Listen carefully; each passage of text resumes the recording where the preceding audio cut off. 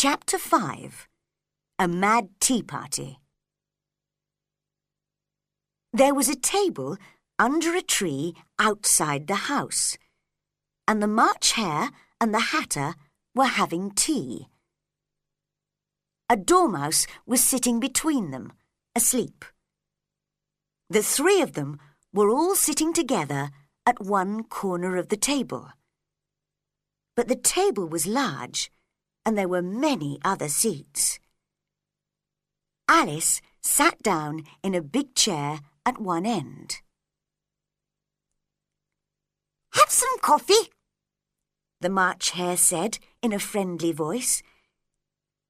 Alice looked all round the table, but she could only see a teapot.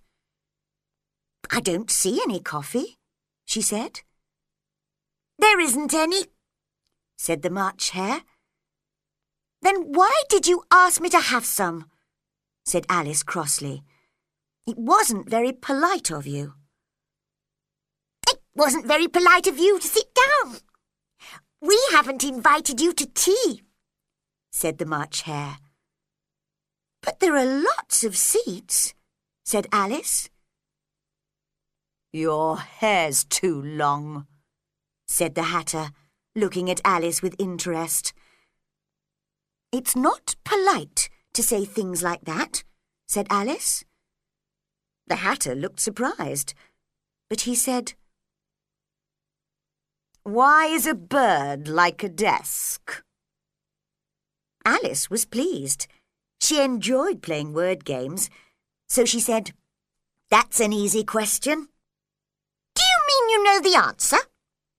said the March Hare. "Yes," said Alice.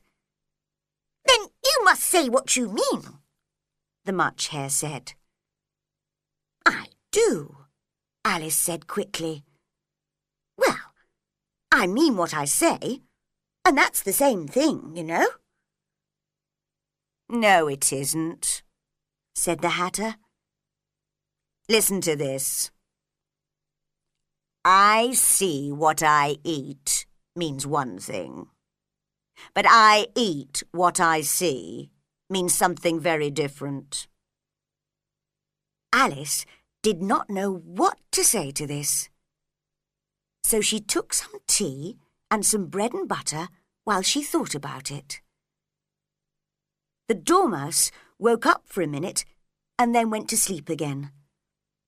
After a while, the Hatter took out his watch, shook it, then looked at it sadly.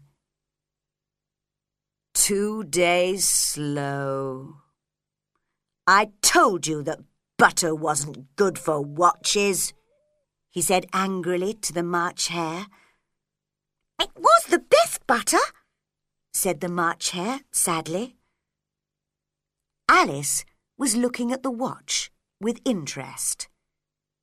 "It's a strange watch," she said. "It shows the day of the week, but not the time." "But we know the time," said the Hatter. "It's always 6 o'clock here." Alice suddenly understood. "Is that why there are all these cups and plates?" she said.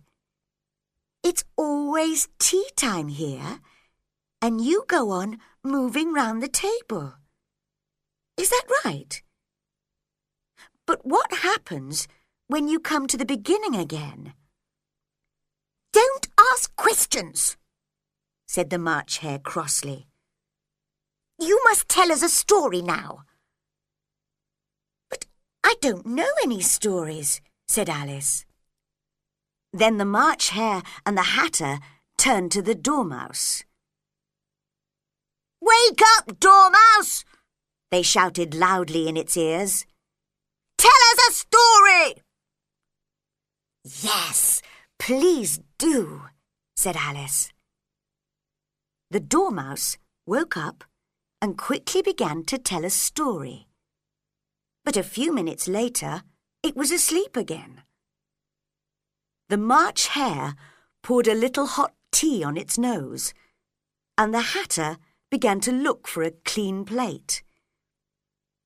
Alice decided to leave and walked away into the wood. She looked back once, and the March Hare and the Hatter were trying to put the Dormouse into the teapot. "Well, I won't go there again," said Alice. What a stupid tea party it was. Just then, she saw a door in one of the trees. How curious, she thought. But everything is strange today. I think I'll go in. So she went in. And there she was, back in the long room with the little glass table.